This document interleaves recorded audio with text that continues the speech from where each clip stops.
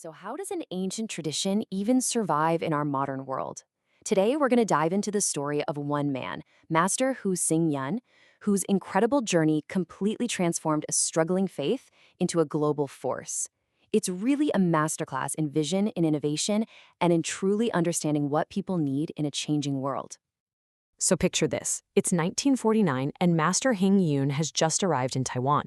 And this quote, this was the reality he was staring at. Buddhism wasn't seen as this profound philosophy. It was kind of just lumped in with folk rituals and superstitions. Its potential was completely untapped. And honestly, its influence was fading fast.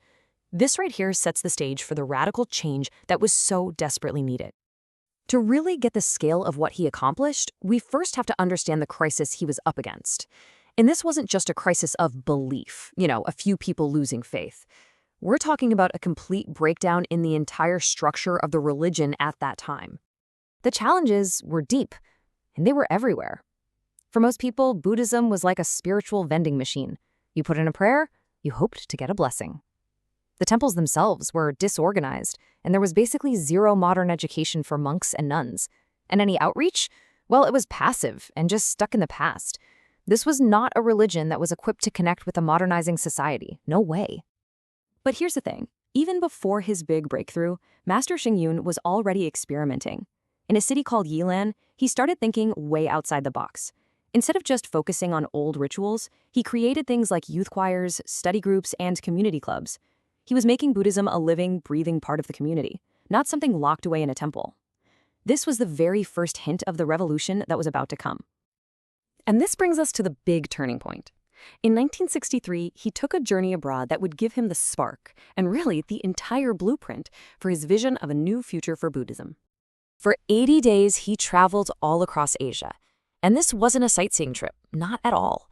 It was an intense fact-finding mission. He was soaking it all in, from the energy of the youth communities in the Philippines to the super-modernized temples in Japan. Every single stop gave him a new piece of the puzzle.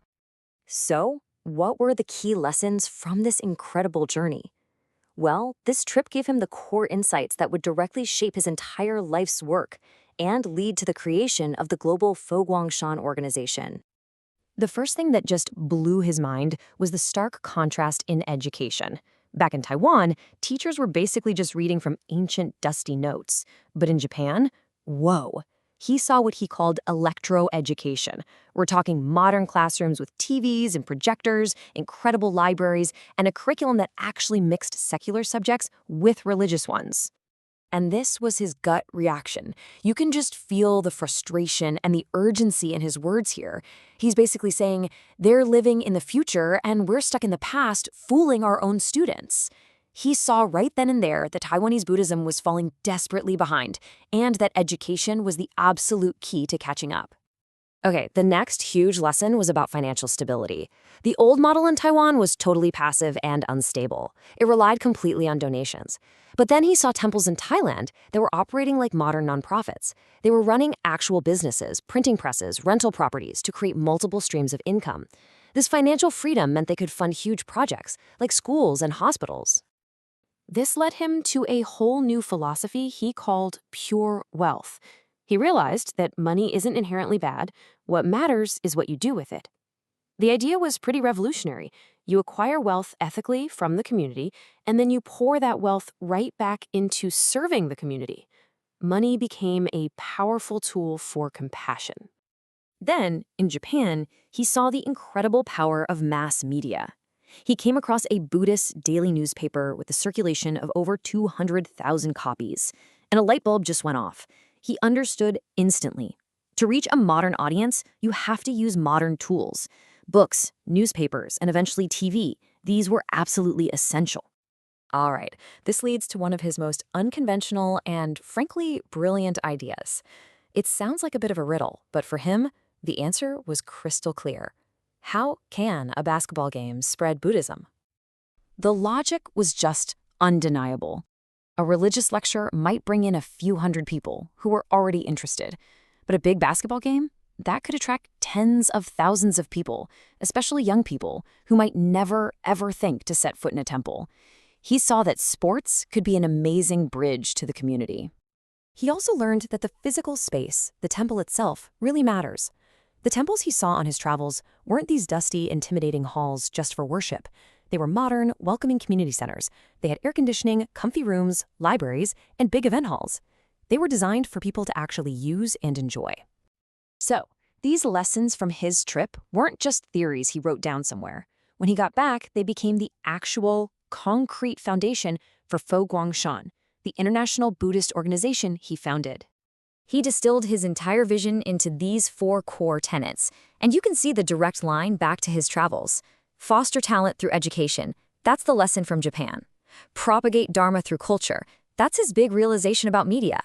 Benefit society through charity, powered by that financial model from Thailand. And, of course, purify minds through cultivation. The traditional heart of Buddhism, but now supported by a completely modern structure. And his commitment to education, it was absolute. Guang Shan has founded 5, that's right, 5 full universities all over the globe. The US, Taiwan, Australia, the Philippines.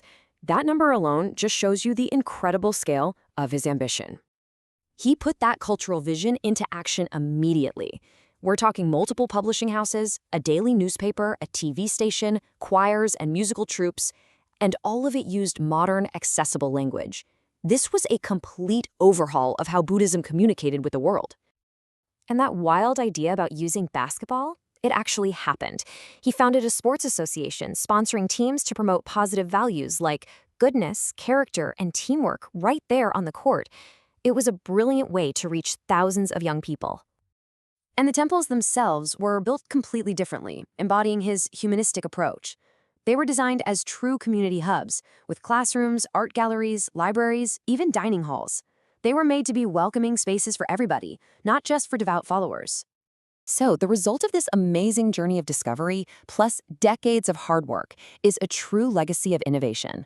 He successfully took a small, misunderstood tradition and transformed it into a respected global movement. And what I love is this quote. It shows he wasn't some revolutionary just for the sake of it. He actually saw himself as traditional. But, and this is the key, he had the wisdom to see when tradition was no longer serving the people, and he had the courage to do something about it. And this brings us right back to our opening question. You know, the story of Master Hsing Yun isn't just about Buddhism. It's a powerful case study for any institution, any culture, any belief system that's facing a rapidly changing world. It leaves us with a critical question to think about. How can ancient traditions find their voice, stay relevant, and truly serve humanity in our complex modern world?